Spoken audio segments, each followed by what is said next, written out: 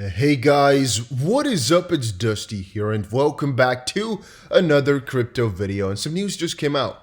I am seeing a lot of altcoin news and I'm seeing some of these crypto prices move. And honestly, I did not want to make another video because I'm on the road, but sometimes when you see things happen in the crypto market, you just can't let them go. And that again reminds me, this is my passion. I like making these videos. You got to remember that. I like what I do. Having said that, take a little bit of a look, right? If we bought XRP the moment it was dipping like crazy when we were all like flabbergasted during yesterday's stream, we would have right now had like a 9 to 10% profit within this little small time period, which is pretty damn crazy.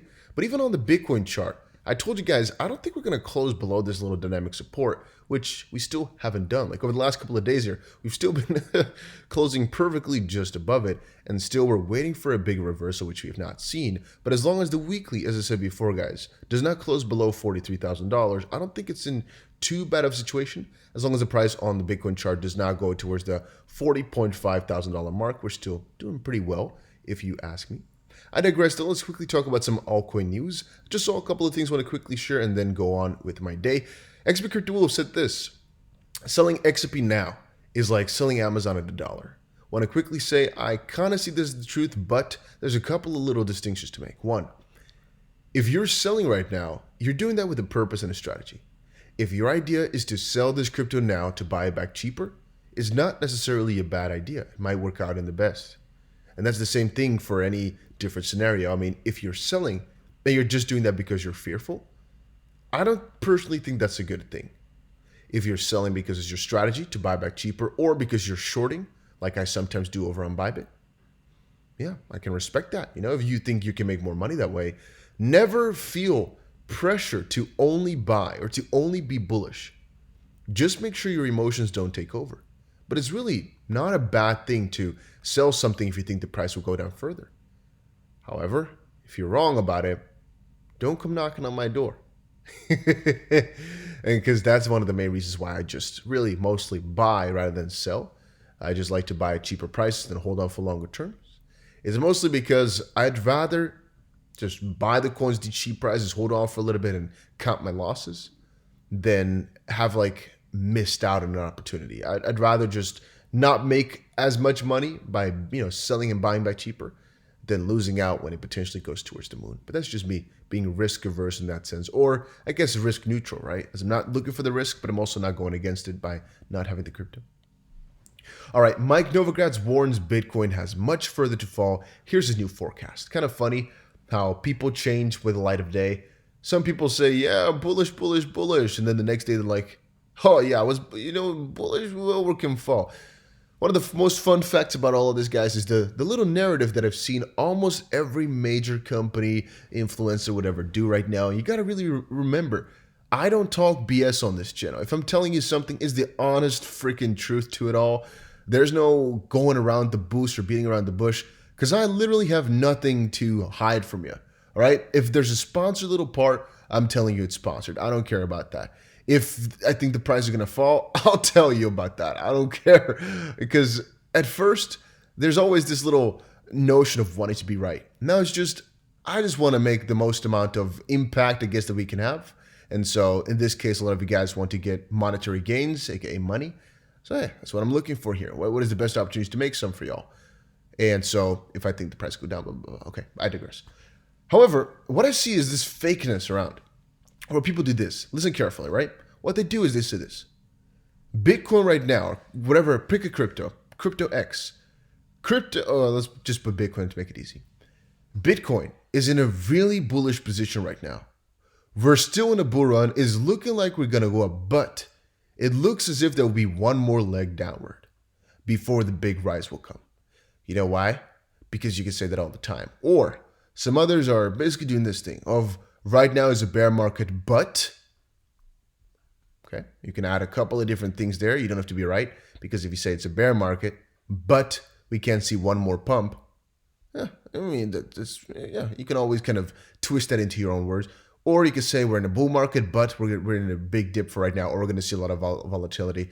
It's all the same thing. Point being, if somebody says Bitcoin has much further to fall, yeah, it's just kind of digging, or like it's not digging his own grave. It's like coding your own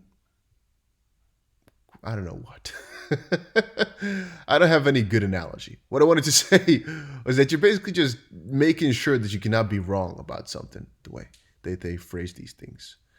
Popular crypto analyst Michael from the Popa has a similar prediction. He tells his followers that Bitcoin has a crucial support of 41K. We talked about that, right? That a lot of YouTubers are talking about the 41K. I think 40.5K is more important, okay? Lost support at 46, but sustained above the crucial threshold of 41. I really wonder why nobody's talking about 43. Lost the support of 46, but sustained above 41. As long as that holds, it will be fine for Bitcoin. I kind of agree with that, though, at 40.5K. So I guess let's skip it at that part. Then I saw this. Peter Schiff predicts nightmare Bitcoin crash if it collapses through these vital support levels.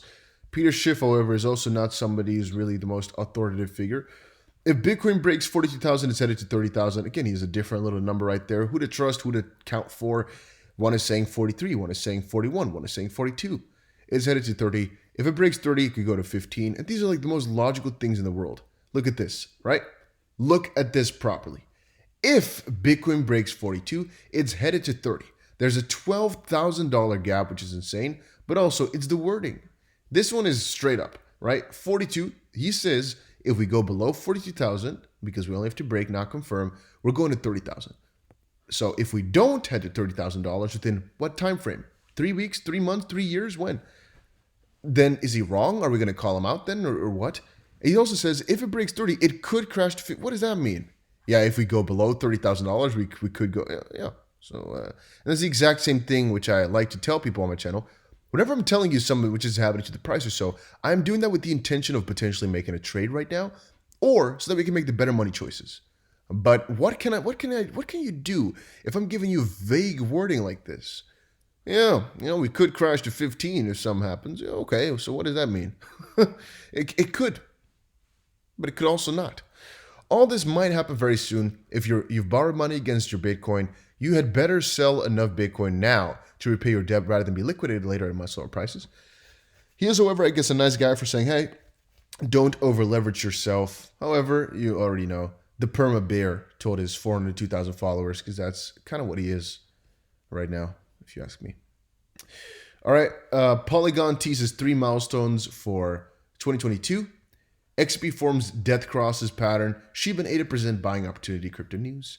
Not too exciting, to be honest with you. Right now, altcoins are not in their best position, obviously, as there's a lot of fear in the markets. But Polygon discloses 3 key milestones to be launched in 2022. We talked about that. We can even have a burning proposal for Polygon, which could be juicy.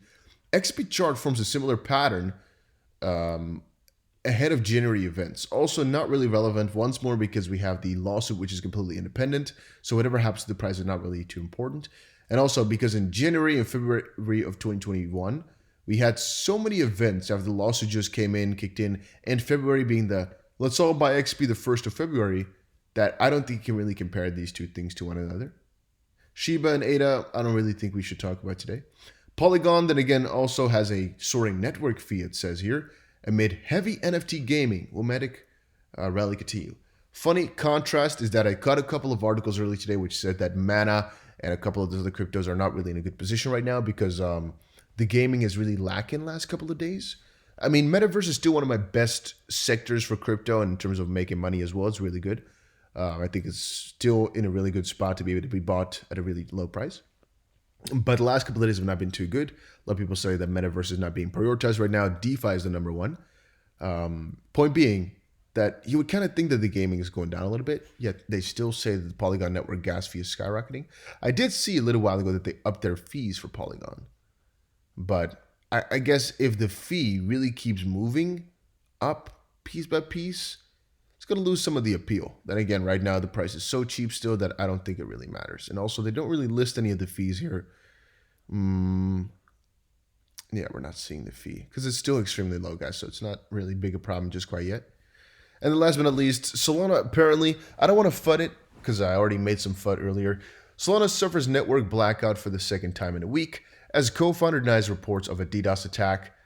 It just says here, Solana network is currently experiencing degraded performances today due to an increase in high compute transactions, which is reducing network capacity to several thousand transactions per second. This is leading to some failed transactions for users. Developers across the ecosystem are working to address these issues and improve network resiliency. One part this is really bad. Another part, we don't really know what it is. So the reason I'm saying it's really bad is because if the founder says, yeah, it's not a DDoS, but he can't really explain what it is, that's kind of strange. Then what is it? They're saying a congestion issue, but how do you get a congestion issue if it's not a DDoS? And if it is not, then that's also not so good for the network. Then again, they're saying the report is fake. The network really didn't ever go down or something like that. It could be. I don't really care if it goes down for a couple of seconds, couple of minutes. At the end of the day, it doesn't really matter. People are not with Solana because it's so decentralized that it can always withhold anything. Solana is obviously there because it's fast, does the job properly. And I do think that this is all just also the negative side of being so early to a technology where Solana is just not built out properly enough. And Charles Hoskinson would come out and now kind of beat Solana to the freaking grave by saying, well, it's not fixed properly enough and you cannot even make sure that your transactions can always go through. Then don't launch, don't take other people's money to basically enjoy your life when you're not fixed. But that's a different debate. That's a debate about ethics and making sure that what you do is done right. Because this is a strange situation with Solana right now. Solana network is currently experiencing degraded performance due to an increase in high competition. Yeah. Very strange, very strange. It's really performance still. And again, that's what people use Solana for. But if it stops working sometimes, that's strange. Then again, maybe it's all a lie. Maybe somebody's trying to get him down. Doesn't seem that way though, but that's just me. All right, guys, that was it for today's video. Hopefully you all enjoyed it. See you guys again in another one. Adios, amigos.